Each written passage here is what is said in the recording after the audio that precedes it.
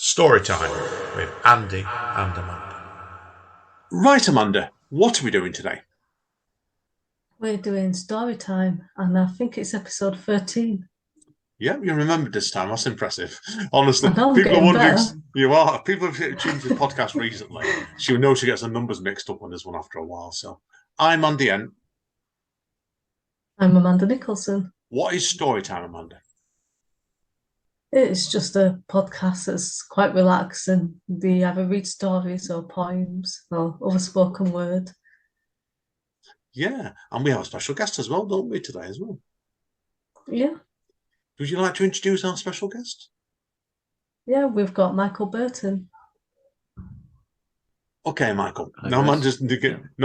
just said your name. Do you want to tell us a little bit about yourself and give us your first piece today? Yeah, hi everyone, and thanks for having me on. So I'm Michael Burton. I'm originally from Bacup in Lancashire, living in Manchester now. I write poetry and I perform around Manchester. And I also perform as not another poet who's in a band called New Age at Decay. So I thought I'd read you one of my poems / lyrics to a song called "The Year When It All Collapsed." So not very Christmassy, but perhaps a new year, slant on the new year. Anyway, so the year when it all collapsed.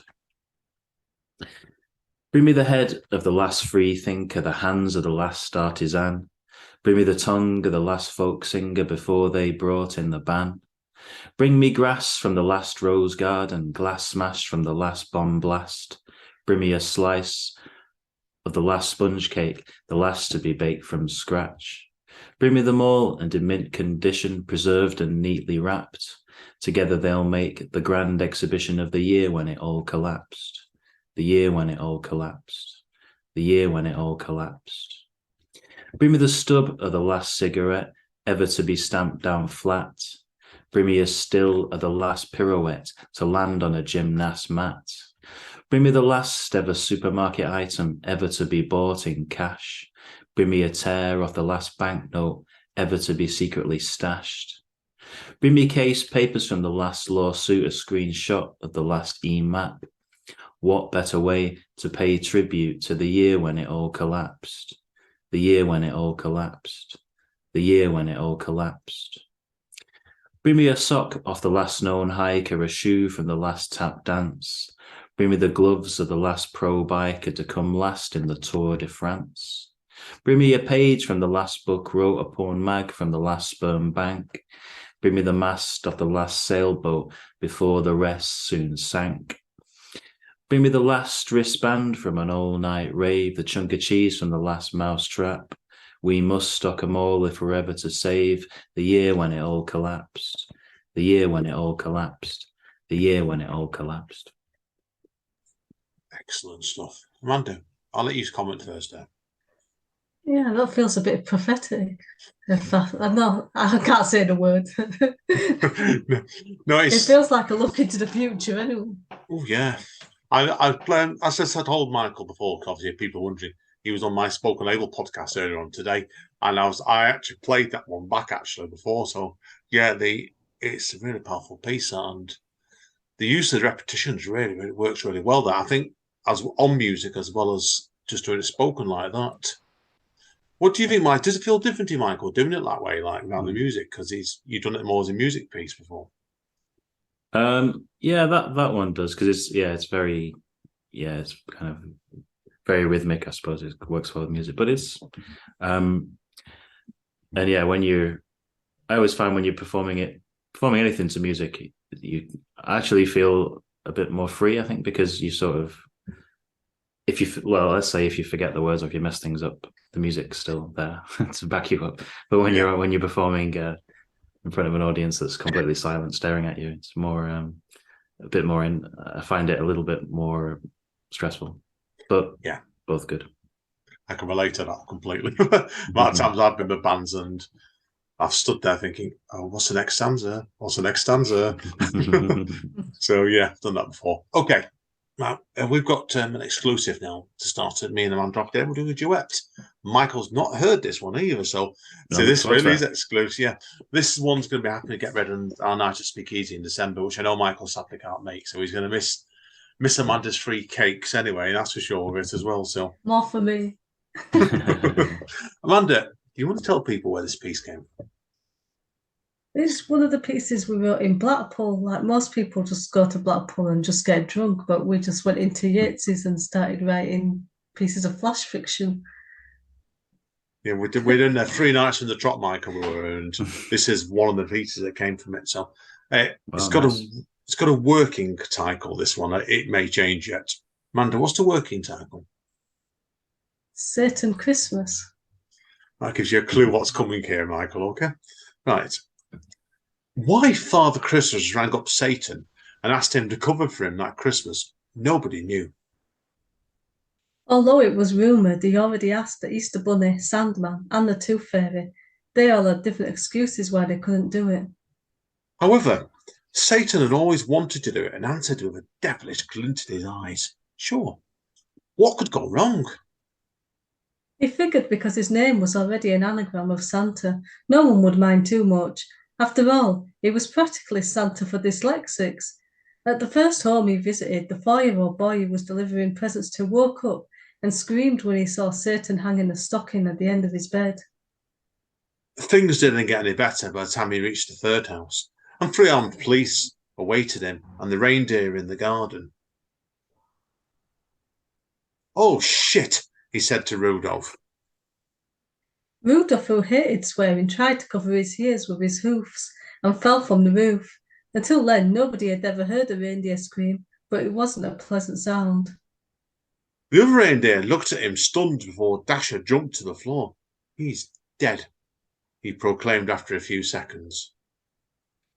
Then began the strange ritual that Santa's reindeers always performed whenever they lost one of their own.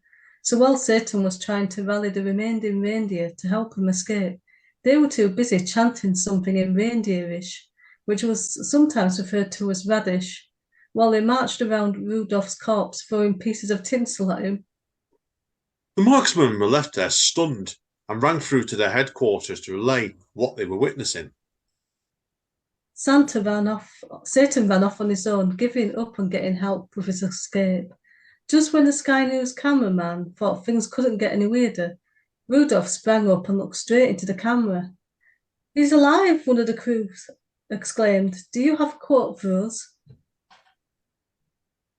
Yes, Rudolph said. I just want to say, next year, I'm going to Blackpool.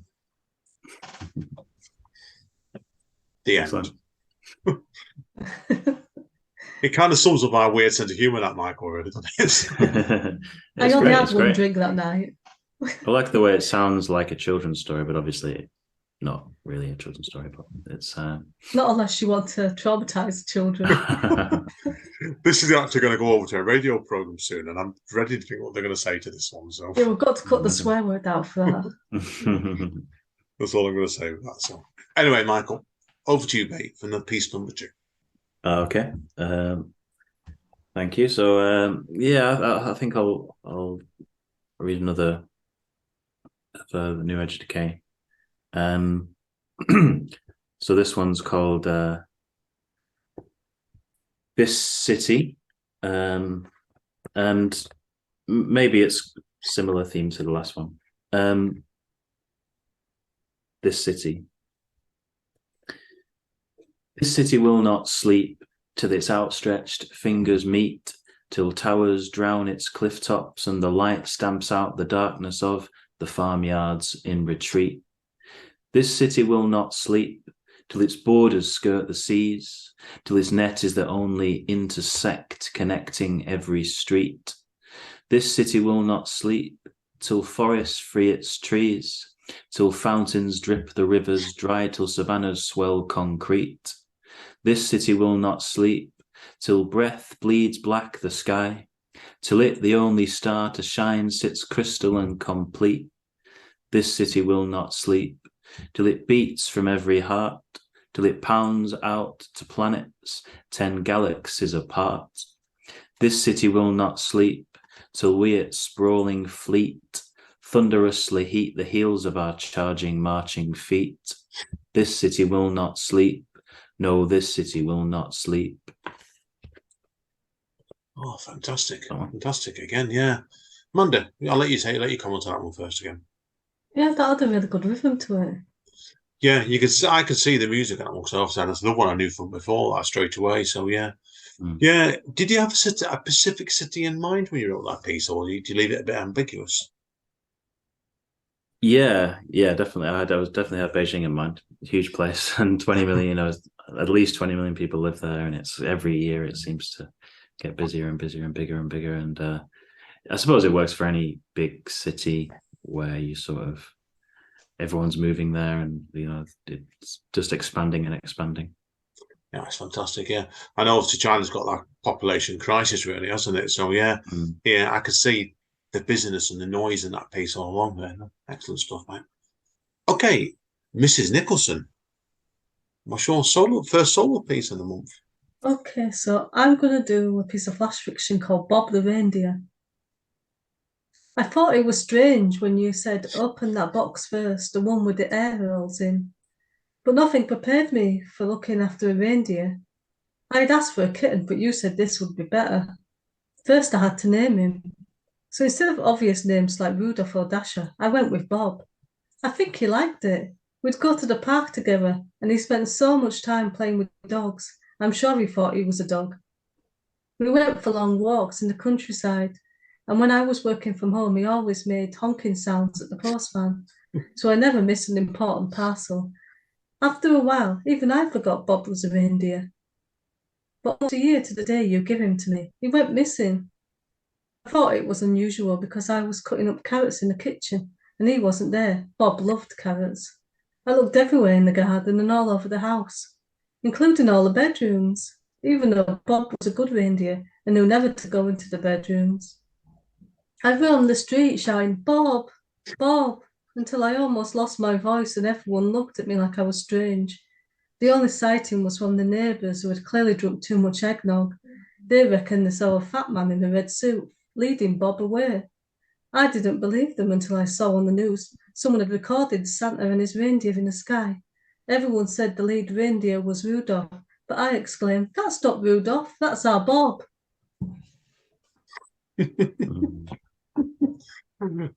Oh, excellent, Amanda. Okay, Amanda, where did that piece come from? I think it was one of the workshops that you used to run online. Remembrance. Excellent stuff. Okay, I'm going to give you both a serious poem now, actually.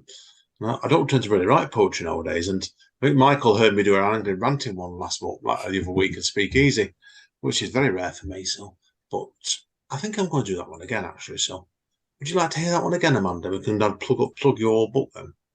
Yeah. Okay, this one is on Amanda. What's your book called? The 12 Deaths of Father Christmas. Not that book. Your charity book. Well, I've got so many books, you've got to narrow it down. Oh, we know that. The charity book is called Nobody Left Behind. I'm trying to find a piece at the minute as well. I've given away what I'm reading next as well now, haven't I? Oh well, these things happen. This is my piece in that book, and Michael's heard this one last month, so he's going to hear it again. So there you go. Michael, you're going to hear the long version there, Michael, because it got a bit long-winded over at Speakeasy the other week. So this one touches on a lot of the poverty where I grew up in the early 80s when my dad was laid out of work. So, but this is called Everything in the Middle. You understand poverty all too well when your father got told back in 1982 his job at GEC in Trafford Park had been moved to London, and he led a walkout before then leaking the story to the press, refusing to spend a month down south teaching somebody else's job. You understand poverty all too well when he then spent the next 18 months out of work and struggled over 2 Christmases with 3 young children, not sure where his next penny was going to come from as he got more and more worried about how they're going to survive. You understand poverty all too well with worn-out shoes and outgrown pants, and the relief in his face when he got a new job in 1984, only for his relief to change stress overnight on less money, and that start doing overtime just to ensure he could afford to pay all his bills on time. You understand poverty all too well nearly 40 years later, when after your pay was frozen for years, you given notice your job was going and told it was a call centre or nothing, and left there repeating your father with a new job and extra hours just to keep going.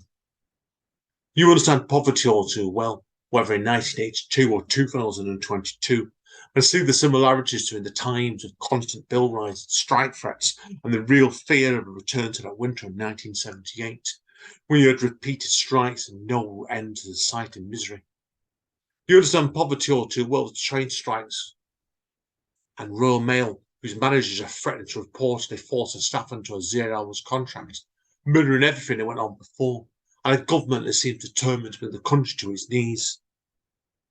You understand poverty of your lifetime and your father's, and the pattern that crawls its way over our very existences, whipping our feet from underneath ourselves, making us realise things aren't that different from Victorian times again into the 21st century, and everything in the middle.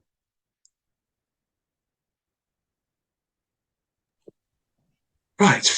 That's me puffed out now. So, okay, on to the last round of it now. Michael, would you like to give us your third piece, mate? Yeah, thanks, Andy. I really enjoyed that as well. It's great. Cheers, mate. Hearing it again.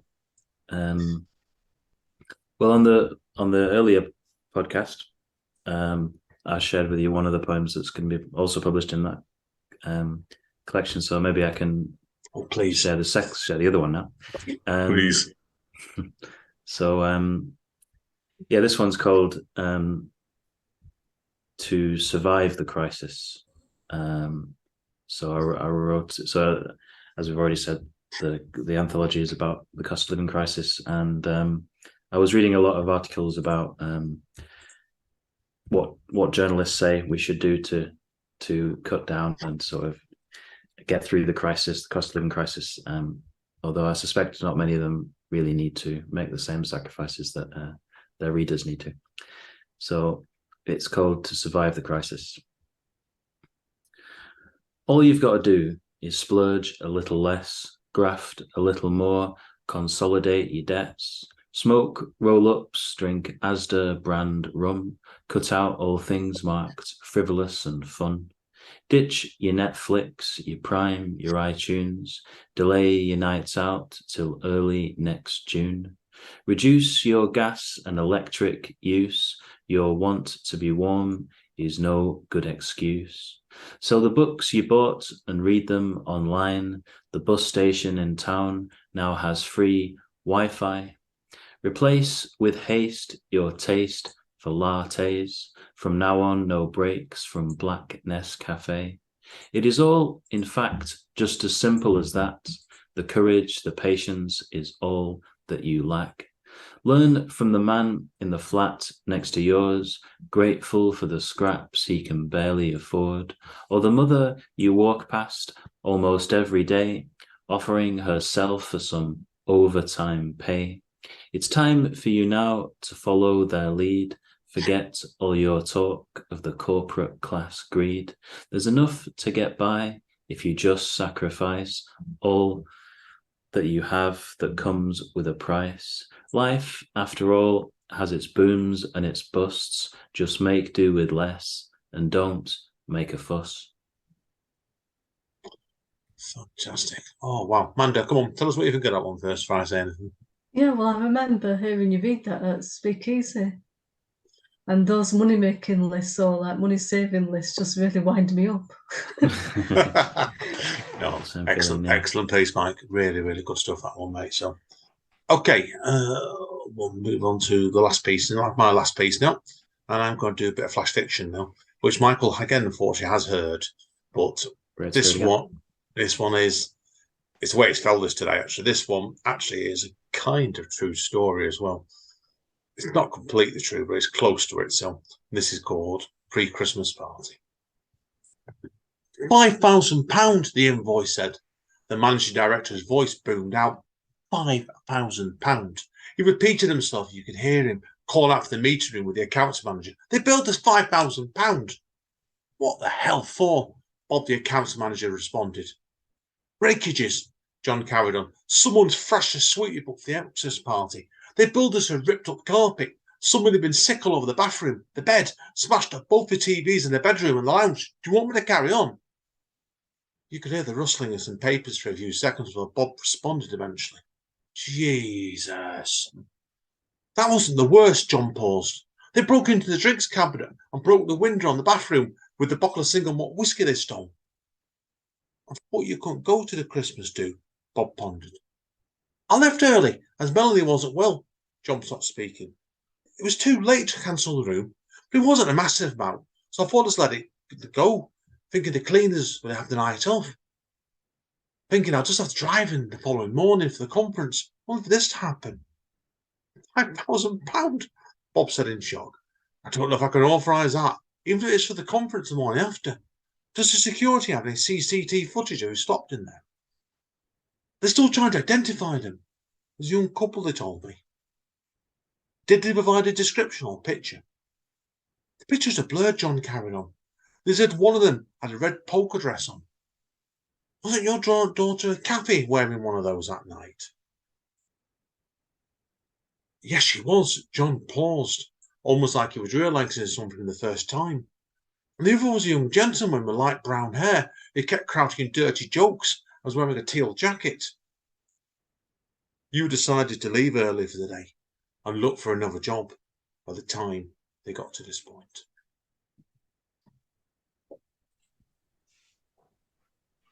Okay, Amanda, follow that. Okay. So I'm going to read a piece of flash fiction from the book that I can only promote around this time of year because it's called The 12 Deaths of Father Christmas. You better tell Michael. You better tell Mike. Yeah, sorry, Amanda, pardon me. Yeah, tell Santa Michael Claus dies in horrible ways. So again, it's not for children. And this is Santa Claus and global warming. Some people say Santa doesn't exist. Well, some people say the same about global warming. Santa never gave much credit to the news reports either. He was as shocked as anyone when the ice melted in Lapland and all the reindeers drowned. The screams were enough to give him nightmares. And the way Rudolph's eyes silently pleaded for him to help was enough to drive him to drink extra eggnog. That look stayed embedded in his mind, only fading when he was intoxicated. Mr. Claus woke up from another nightmare, reliving those last moments when Rudolph sank to his watery death. The alarm was set to alert him, and the elf said it was time to go. Regardless of the loss, the children would be waiting for their presents. Telling them all about global warming being to blame would only traumatise them too.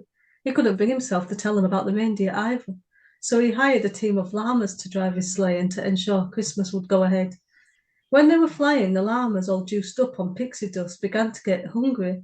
Not content with carrots or mince pies left out by hopeful children, they chewed at the ropes instead.